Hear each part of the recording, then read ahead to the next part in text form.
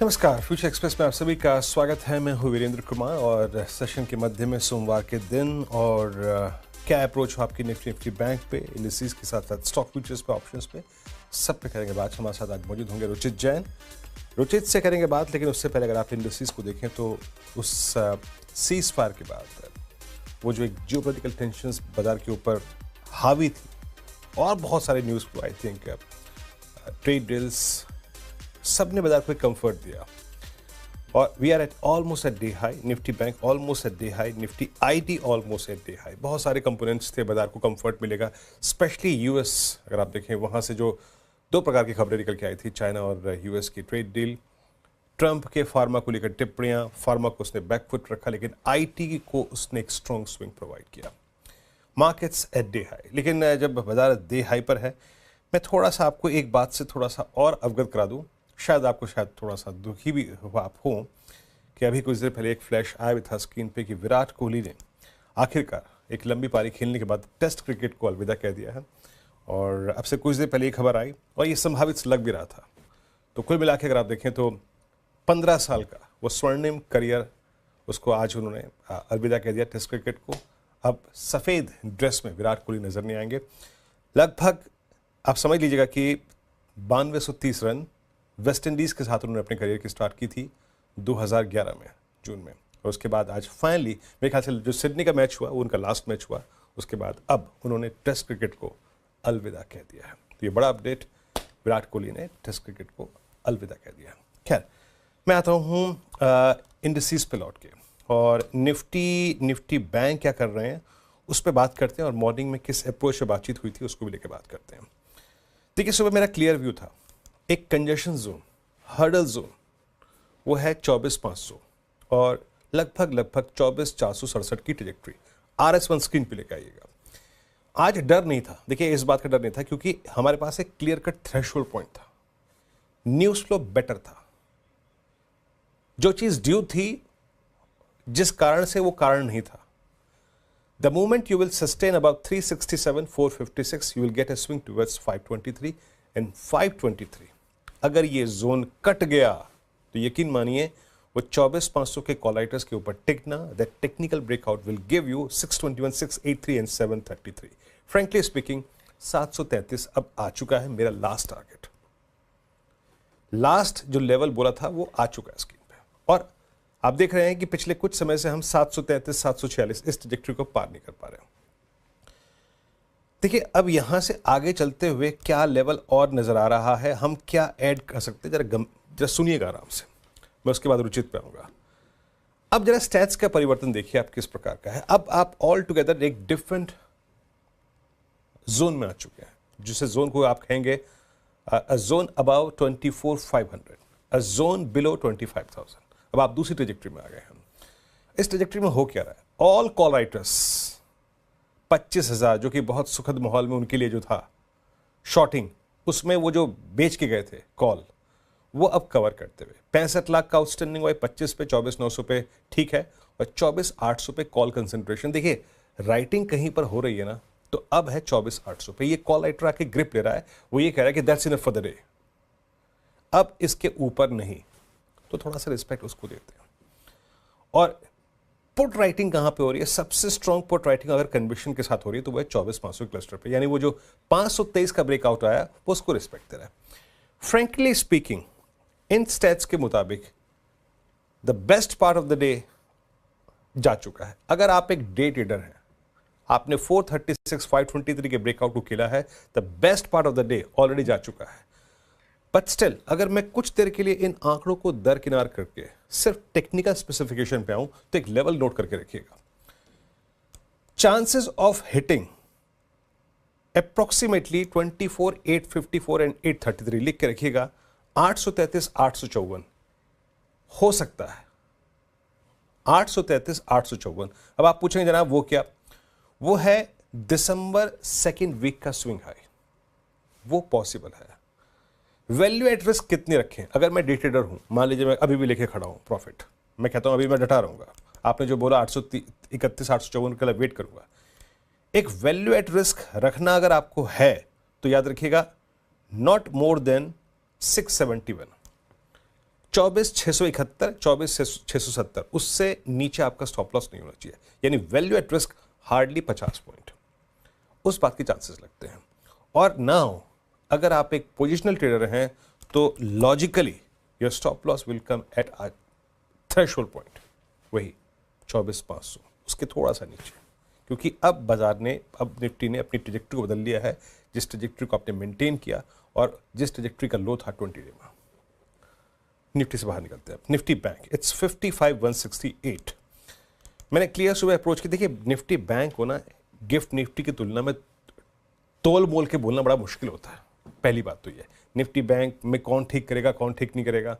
And frankly speaking Nifty को जो strong swing provide किया वो निफ्टी बैंक के साथ साथ निफ्टी आईटी ने भी किया, ब्रॉडर मार्केट्स ने किया। बट निफ्टी बैंक को इन आइसोलेशन ये कहना कि यहाँ खुलेगा यहाँ जाके हम ये स्टॉप लॉस लगाएंगे ये टारगेट, वो मुश्किल होता है। लेकिन आइए सुबह की कमेंट्री। जैसे ही आप 54,200 54,300 के ऊपर निकलेंगे, 210 के ऊपर निकलेंगे, ये देखिए 54,212 के ऊपर, अ स्विंग टुवर्ड्स 54,869 एंड 55,110। देखिए मेरे मुताबिक 110 जो है वो स्क्रीन पे आ चुका है। यहां पे एक बात याद रखिएगा, बिटवीन 55,300 टू 55,500, 53,300 से 53,500 पे टफ रेजिस्टेंस है। स्पेशली 30 अप्रैल से लेकर 6 मई के बीच का जो चार्ट परफॉर्मेंस था, प्राइस परफॉर्मेंस था, उसका एक हर्डल जोन है। यहां पर लेके आइए स्टैट्स प्लीज, जरा ऑप्शन राइटिंग के लिए स्टैट्स लेके आइए।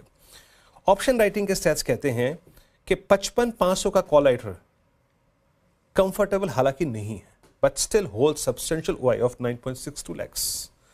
राइटिंग कहीं पर भी नहीं है, राइटिंग कहीं पे 600 पे भी नहीं, 56,000 का राइटर बाहर निकल रहा है।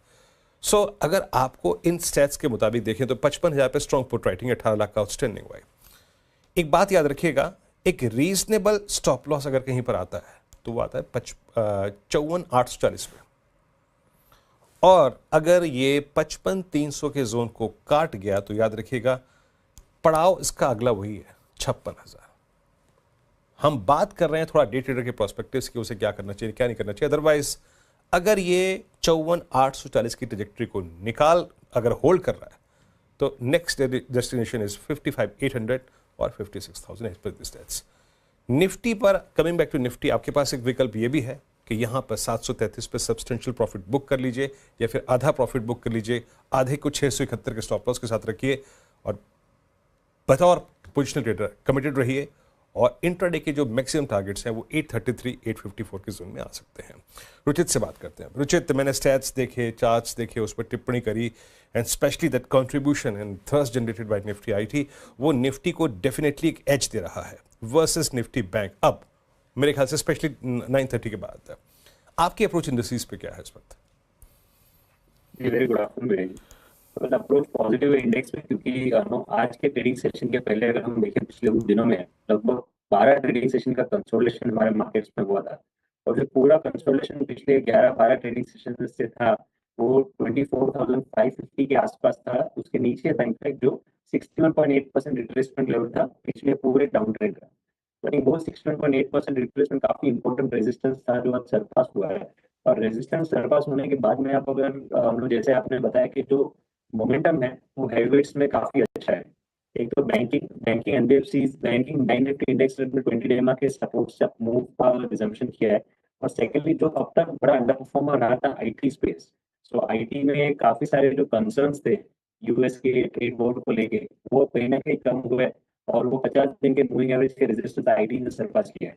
सो आई थिंक आईटी में क्योंकि एक बीटन डाउन सेक्टर है और भी काफी जगह है उस पुल बैक मूव के लिए, जो आपके इंडेक्स को भी हमारे मोमेंटम जिसमें कंटिन्यू रखेगा। और अगर आप वेटेज वाइज देखें निफ्टी में बैंकिंग और आईटी इन दोनों ही सेक्टर्स में अगर मोमेंटम पॉजिटिव है तो इन दोनों ही सेक्टर्स का वेटेज निफ्टी में लगभग 48 to 50% हो जाता है।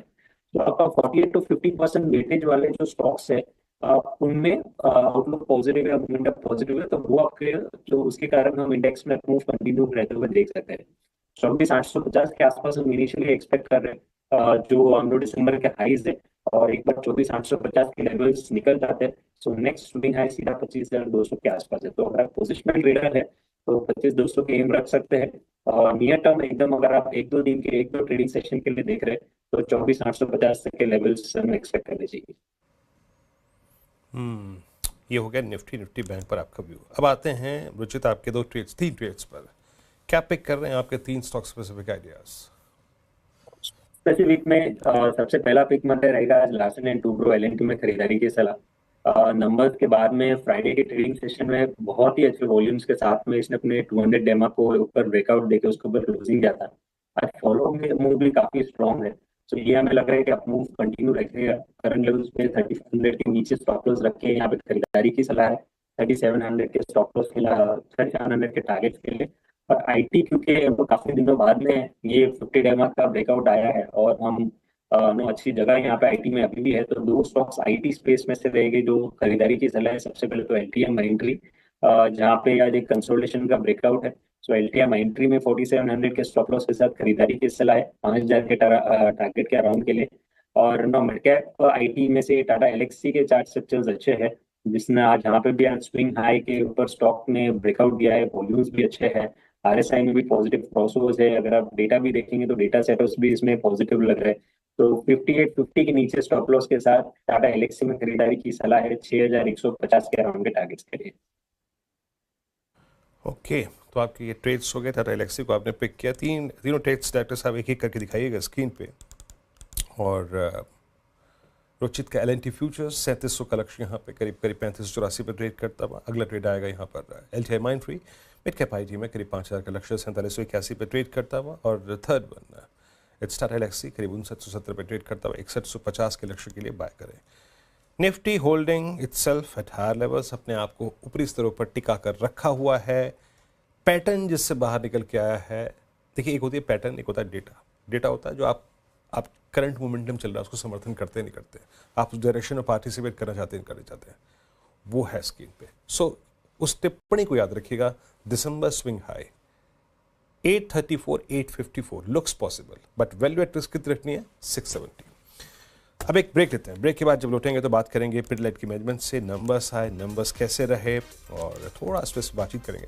थोड़े से ब्रेक के बाद हाजिर होते हैं।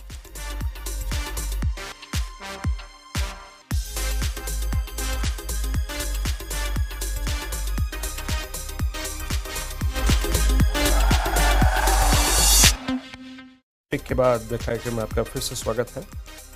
और जरा एक दो स्टॉक्स देख लेते हैं, फिर आते हैं और पिडिलाइट की मैनेजमेंट से बातचीत शुरू करेंगे। एक बार पिडिलाइट लेके आइए स्क्रीन पे। पोस्ट नंबर्स डायरेक्शन कैसा है? हालांकि याद रखिएगा क्रूड में हल्का सा एक पुल बैक था, तो शायद बाजार उसको एडवांटेज ना दे उतना, बट स्टिल पिडिलाइट स्क्रीन पे रखिएगा प्लीज एक बार। यस, इट्स अब बाय आई थिंक 2.4%, 4.5%, 2.5% ऊपर ट्रेड करता हो 3054 पे। नंबर्स स्क्रीन पे लेके आइए। बातचीत करने के लिए हमारे साथ सुधांशु वत्स मौजूद हैं, एमडी पिडिलाइट के, बातचीत करने के लिए। नंबर्स को अगर आप देखें तो थोड़ा सा एक्सपेक्टेशन से जो थी हमारी उससे नीचे हैं। रेवेन्यू करीब 3141 करोड़ रुपए का, और पैट यहाँ पे 41% बढ़कर करीब 428 करोड़ रुपए रहा। सुधांशु जी नमस्कार, कार्यक्रम में स्वागत है आपका। थोड़ा सा हमारी एक्सपेक्टेशन से थोड़ा सा अगर आप देखें फिगर्स नीचे रही, बट फॉर ओवरऑल आपके लिए परफॉर्मेंस कैसी रही, और की ड्राइवर्स इस क्वार्टर में क्या रहे आपके लिए? कौन कौन सा प्रोडक्ट एग्जैक्टली आपके लिए अच्छा करके गया इस क्वार्टर में? आपने सही कहा कि पिडिलाइट में जो आंकड़े हमारे आए हैं क्वार्टर 4 के, जिस तरह से हमारे नतीजे आए हैं, रिजल्ट्स आए हैं, उसको इस टाइम स्ट्रीट ने एटलीस्ट रिस्पेक्ट किया है, और वो बिल्कुल सही कह रहे हैं आप। जहां तक हमारा नतीजों का सवाल है और क्वार्टर 4 के रिजल्ट का सवाल है खच्चन, अगर आप देखेंगे जो हमारा रेवेन्यू है वो जो लोगों का एक्सपेक्टेशन था उसी पे आया है हमारे हिसाब से, जो हमारा देखना है। जहां पे हमारा एबिटा मार्जिन की बात है, हम हमेशा कंचन एबिटा मार्जिन में एक कॉरिडोर का गाइडेंस देते हैं एज पिडिलाइट। तो हम एक जो हमारा वो कॉरिडोर है, जो रेंज है, वो रेंज हम 20 से 24% के बीच में बोलते हैं। और हमारे बिजनेस में हर क्वार्टर में थोड़ी सीजनैलिटी रहती है, तो हर एक क्वार्टर बराबर नहीं रहता है। तो कुछ क्वार्टर बड़े होते हैं, कुछ क्वार्टर छोटे होते हैं। क्वार्टर 3 हमारा खासतौर से, क्वार्टर 1 हमारा काफी बड़ा क्वार्टर होता है, फाइनेंशियल क्वार्टर, और क्वार्टर 4 हमारा यूजुअली थोड़ा सा छोटा क्वार्टर होता है इन टर्म्स ऑफ रेवेन्यू। तो उसकी वजह से जो फिक्स कॉस्ट वगैरह रहती है, उससे एबिटा का जो नंबर है वो क्वार्टर 4 में वो थोड़ा सा कम नजर आता है। तो वो अगर आप देखेंगे तो हमारे पॉइंट ऑफ व्यू से उसमें कोई इशू नहीं है। हमारा जो मानना है, हमारा हमेशा से मानना रहा है कि हम double digit profitable underline volume growth deliver करेंगे। तो double digit underline volume growth, first of all इस बार हमारा रेवेन्यू ग्रोथ भी डबल डिजिट आया है क्योंकि प्राइस बिल्कुल उसके साथ साथ ही चला है। लेकिन double digit underline volume growth में एक चीज और भी मैं आपको बोलना चाहूंगा कि हम डबल डिजिट जब बोलते हैं अंडरलाइन वॉल्यूम ग्रोथ, तो हम वॉल्यूम ग्रोथ की बात नहीं कर रहे हैं, हम अंडरलाइन वॉल्यूम ग्रोथ की बात कर रहे हैं। तो वॉल्यूम और मिक्स की बात हम साथ साथ करते हैं क्योंकि हमारी टोटल वॉल्यूम ग्रोथ इससे बहुत ज्यादा है। तो हमारा जो नतीजे आए हैं, जो रिजल्ट्स रहे हैं, करंट मार्केट कॉन्टेक्स्ट में और करंट सर्कमस्टांसेस में, हमको इससे we are very satisfied with this कंचन। ये हमारे काफी सेटिस्फैक्टरी नतीजे हैं और हम इन नतीजों से खुश हैं। But Sudhanshu ji, exactly cost component या फिर जिसे कहते हैं कॉस्ट आपकी थोड़ी सी रेशनलाइज हुई है क्या पहले से, या फिर कॉस्ट प्रेशर को कम करने के लिए in order to I mean give some scope for your margins, क्या स्टेप्स ले रहे हैं आप इस वक्त, और मार्जिन्स की पिक्चर क्या रहेगी अगले क्वार्टर में? देखिए, जहां तक डिमांड की बात है, हमारा ये मानना है कि जो दूसरा मॉनसून, जो अभी मॉनसून का प्रेडिक्शन आया है, अगर ये सेकंड कंसेक्यूटिव मॉनसून अगर अच्छा मॉनसून रहा, जो कि हमारा मानना है, और जिस तरह से गवर्नमेंट स्पेंडिंग बढ़ रही है, जिस तरह से कंस्ट्रक्शन सेक्टर में अपनी तरफ से डिमांड बढ़ रही है, तो ओवरऑल डिमांड हमारा ये मानना है काफी रोबस्ट है। और हम ऑप्टिमिस्टिक है उस डिमांड के लिए। लेकिन आप ये भी देखेंगे, आज जब हम बात कर रहे हैं, तो आज के जमाने में जियोपॉलिटिकल और ग्लोबल इकोनॉमिक सिचुएशन जो है, उसको भी देख के चलना पड़ेगा। तो इसलिए हम आगे जाने वाले समय में अपने आप को ये सोच रहे हैं कि हम कॉशियसली ऑप्टिमिस्टिक रहेंगे, क्योंकि जो बेसिक डिमांड फंडामेंटल्स हैं वो हमें ठीक लग रहे हैं। लेकिन जो बाकी कॉन्टेक्स्ट है इस टाइम, ग्लोबल कॉन्टेक्स्ट है, both on the economic front and also the geopolitical front, and more recent geopolitical tensions are things that we should watch out for. ये जो tensions है, इनको हमको देख के चलना पड़ेगा, लेकिन overall demand scenario हमको ठीक नजर आ रहा है। अगले 1-2 क्वार्टर्स के लिए सर, आपका जो आउटलुक है वो पेंट बिजनेस को लेकर क्या है, यहाँ कैसी ग्रोथ देख रहे हैं आप? देखिए, हम समय समय पर नए पायनियरिंग बिजनेसेस करते रहते हैं। आपने इस टाइम यही सही कहा कि इस टाइम हम पेंट में भी एक पायनियरिंग एफर्ट अपनी तरफ से कर रहे हैं। हमारा ये 5 प्रदेशों में इसका पायलट चल रहा है। आपने बिल्कुल सही कहा। अभी तक जो हमने पायलट के नतीजे देखे हैं, उससे हम संतुष्ट हैं, लेकिन हमारा ये भी मानना है कि हमें इस पायलट पे और काम करना होगा। जिस तरह से हमारे मॉड्यूल्स हैं, जो हमारा डिमांड जनरेशन एक्टिविटीज है, जिस तरह से पिडिलाइट चीजों को देखता है, और पिडिलाइट जिस तरह से मार्केट को डेवलप करता है और मार्केट को आगे बढ़ाता है, वो काम हमारा अभी चलता रहेगा। अभी तक जितने नतीजे आए हैं इस पायलट में, हम उससे संतुष्ट हैं और हम इसको आगे बढ़ाते रहेंगे। ओके, चलिए, ये बात हो गई यहाँ पे पेंट बिजनेस को लेकर। अब मैं आपसे अगर मैं पूछूं सर कि top line bottom line growth trajectory आप क्या देख रहे हैं फॉर FY26? देखिए, पिडिलाइट ने हमेशा एबिडा मार्जिन का एक कॉरिडोर गाइड किया है। 20% से 24%, 20 to 24% का रेंज जो है वो हमने रखा है। तो हमारा आगे आने वाले में हम कोई स्पेसिफिक गाइडेंस तो कभी देते नहीं है, लेकिन हमारा ये मानना है कि जो हमने double digit underline volume growth profitably deliver करी है, वही हम आगे आने वाले समय में भी double digit underline profit growth deliver करते रहेंगे। और एबिडा मार्जिन का जो कॉरिडोर है, वो 20% से 24% के कॉरिडोर के अंदर हम रहेंगे। इन्वेस्टमेंट जो सही चाहिए वो हम करते रहेंगे, ताकि हमारी ग्रोथ बनी रहे और हम profitable double digit underline volume growth deliver करते रहेंगे। सर, लास्ट प्रश्न पूछूंगा यहाँ पे आपसे सुधांशु जी, जो आपका FY26 का जो कैपिटल एक्सपेंडिचर आउटले है वो कितना है?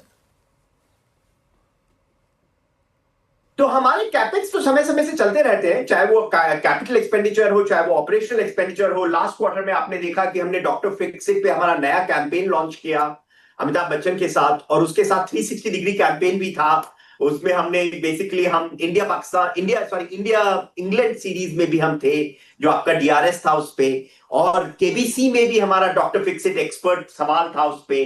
तो हम जिस तरह से ब्रांड्स को बनाते रहते हैं वो चलता रहेगा। आपने देखा महाकुंभ में हमने फेविकॉल काला टीका बच्चों को जोड़ के रखने का रखा हुआ था। तो हमारे जो जो इन्वेस्टमेंट्स है वो बने रहेंगे। जहां तक कैपिटल इन्वेस्टमेंट की सवाल है, हमारा ये मानना है कि हमारा कैपिटल इन्वेस्टमेंट 3% से 5% रेवेन्यू पे रहता है, 3 to 5% of our revenue.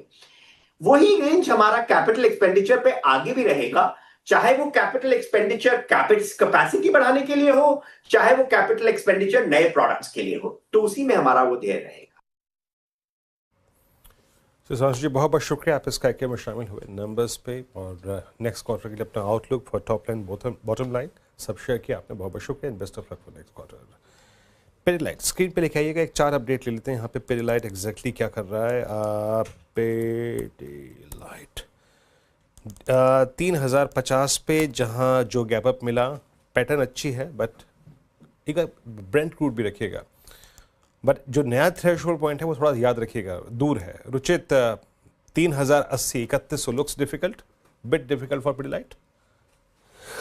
Mode का रेंज बाउंड ही स्टॉक लग रहा है। पिछले कुछ दिनों में एक ब्रॉड रेंज में स्टॉक रहा है जहां पे 3100 का रेजिस्टेंस बना है और 2940 2930 एक सपोर्ट बना हुआ है। तो आई थिंक इस रेंज में जब तक ईदर साइड ब्रेकआउट नहीं आता है तब तक कुछ बड़ा डायरेक्शनल मूव एक्सपेक्टेड नहीं है। So I think wait and watch mode पे रख सकते हैं। फ्रेश ट्रेड लेना है तो 3100 एक ब्रेकआउट पॉइंट रहेगा, जिसके ऊपर अगर स्टॉक निकलता है तो उसके बाद एक मोमेंटम स्टॉक में 3240 3250 तक एक्सपेक्ट की जा सकती है। चलिए अभी काम करते हैं, एक छोटा सा ब्रेक लेते हैं और जब ब्रेक के बाद लौटेंगे तो बात करेंगे आज स्टॉक मार्केट की। अभी हाजिर होते हैं।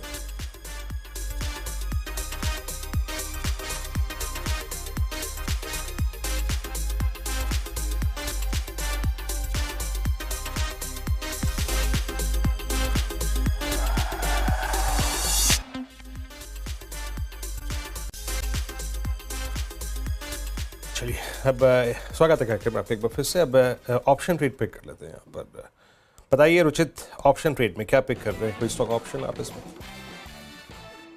जी वीरेंद्र जी, आईटी में से एचसीएल टेक आज चूज किया ऑप्शन ट्रेड के लिए। तो प्राइमरली अगर डेटा देखें तो फ्यूचर्स में थोड़े लॉन्ग पोजीशंस नजर आ रहे हैं। ऑप्शंस के पोजीशंस में भी देखें तो 1940 के कॉल ऑप्शन में यहाँ सॉरी 1640 के 1640 और 1660 के कॉल ऑप्शन में यहाँ पे फ्रेश बाइंग भी दिखी है। और जो हाईएस्ट ओपन इंटरेस्ट है, जो कॉल राइटर्स आज के पहले की पोजीशंस अगर देखेंगे तो 1600 कॉल में थी, जो अभी तक इतनी अनवाइंड हुई नहीं है। सो आई थिंक यहाँ पे कॉल राइटिंग जो हुई है वो और अनवाइंड होनी बाकी है। सो हमें लग रहा है कि टेक्निकली भी स्ट्रांग है, डेरिवेटिव्स के डेटा भी काफी स्ट्रांग है, तो और शॉर्ट कवरिंग की वजह से यहाँ पे एक अच्छा अपमूव हम एचसीएल टेक में कंटिन्यू होते हुए देख सकते हैं। तो 1640 की कॉल ऑप्शन फिलहाल 40 रुपए के आसपास ट्रेड कर रही है। यहाँ पे खरीदारी करने की सलाह रहेगी 26 रुपए के नीचे स्टॉप लॉस रख के, और ये 60 रुपए तक के टारगेट 60 से 64 की रेंज के टारगेट्स हम इसमें एक्सपेक्ट कर सकते हैं। चलिए बहुत बहुत शुक्रिया रुचित, आप इस कार्यक्रम में शामिल हुए। एचसीएल टेक्नोलॉजीज की एक स्ट्राइक, ये कॉल ऑप्शन आपको बाय करनी है इस वक्त आपकी स्क्रीन पे, स्ट्राइक 1640। फिलहाल एक ब्रेक, अगली मुलाकात होगी आपसे आज कमाई का अड्डा में 2 बजे के साथ। अब तक के लिए नमस्कार।